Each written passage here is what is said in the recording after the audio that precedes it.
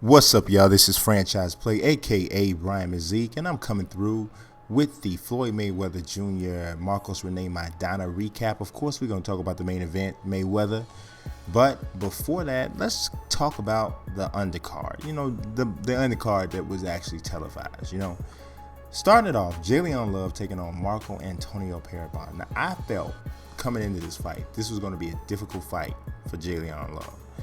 Paragon is experienced, he has extremely long arms and good punching power, and we saw some of those concerns that I talked about in my preview. We saw some of that in this actual fight. Paragon hurt Love on a few occasions early. In the 5th round, he hurt him so bad that I actually thought that they were going to stop the fight. If Jay Nady had stopped that fight, I don't think you would have seen much of a criticism from just about anybody. I think Paragon threw somewhere between 6 to 8 unanswered punches with Love hurt and hanging against the ropes. But he got a break. Jay Nady stepped in to stop Paragon from punching and separated him. Came back. Paragon did actually drop Love.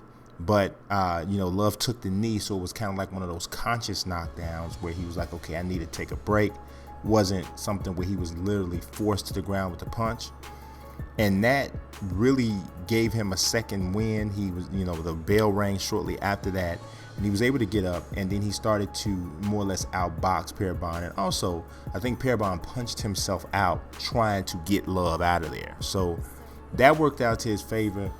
Jalen Love has some talent, very, pretty quick hands, but he has some issues that he's going to have to address if he's going to move forward in his career. Now, next up was Adrien the Problem Broner taking on Carlos Molina. Let's just talk about in the ring stuff. In the ring, Broner looked good. He looked good. I mean, he was very fast hands, of course, always has fast hands. Decent punching power, not extraordinary, but very fast hands, especially on the inside. What Broner has to realize, in my opinion, is that he's not a slick boxer. He's not a make-you-miss kind of a fighter. He's really not very difficult to hit. I think Paulie Malignaggi showed that first when he was able to kind of stack up punches, especially going to the body against Broner, and then Maidana came behind him and actually executed the game plan even more, and he had the punching power to do so. Well, neither Malignaggi nor Molina had that punching power, and Molina really got picked apart on the inside. Once Broner stopped trying to fight from a distance and slip and slide against Molina, he really started to have the majority of his success. He's a strong dude, and on the inside, he just shredded him.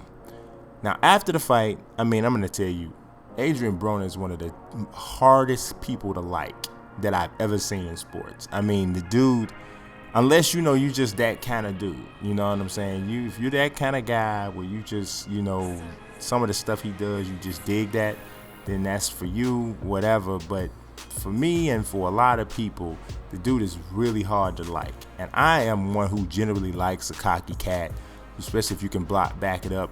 But, I always use this term, it's like, AZ says in the song, it's called More Money, More Murder, More Homicide. He says, see, me, I'm just as foul as you, but you ain't got no style in you. And to me, that's what Broner is. Broner wants to be brash and all of this kind of stuff, but he just ain't got no real class or style. So it all comes off like a tacky little 14-year-old acting out in the principal's office. That's just what he comes off as. But he can fight. And, he's still got a nice career ahead of him. This is Amir Khan, Luis Collazo. Khan just destroyed Collazo. And I was really, I want to say I'm surprised, but I wasn't so much surprised. I knew that he would outbox Collazo completely. I knew he had the hand speed advantage. I knew he was a better boxer, all of that. But I guess I thought that at some point Collazo would catch up and land a shot that would make things interesting. He did hit Khan flush maybe twice, 2 or 3, maybe 4 times. one time in particular, I know he got his attention, but never enough to change what was actually happening in the fight, which was Khan's hand speed, footwork, boxing skills. Way too much for Collazo. Collazo actually disappointed me in this fight, not because he got destroyed, by a guy who's just better than him, but he started to get a little dirty, and that little, and it was out of frustration. He couldn't do nothing with Khan, and he started getting a little bit dirty, and that's disappointing because I like Collazo a lot, and I got him up higher than that. You know what I'm saying? Like he's better than that. If you took a loss, you take the loss. You know what I mean? But the getting dirty because you're losing kind of thing, I don't dig it. But, it is what it is. Yeah, I mean, Khan wants to fight Mayweather next. But, if you know what happened with the Mayweather fight, you had people, talking about going a different direction. Also, September, which will be the month, is Ramadan, which is the month of fasting for Muslims. So Khan won't be fighting in that month anyway. So that's that. Let's move it on to the Mayweather fight, the main event. It was a tough fight. It was a tough fight for Mayweather. It was one of those fights that, you weren't expecting Maidana to be as competitive as he was, and he was competitive. And, his style gave Mayweather a little bit of problem. But you got some people talking about, no, Maidana won this fight. No way. No way Maidana won this fight. Maidana did not win the fight. Just because he did better than you expected doesn't mean he won. You have to win more rounds than the other guy.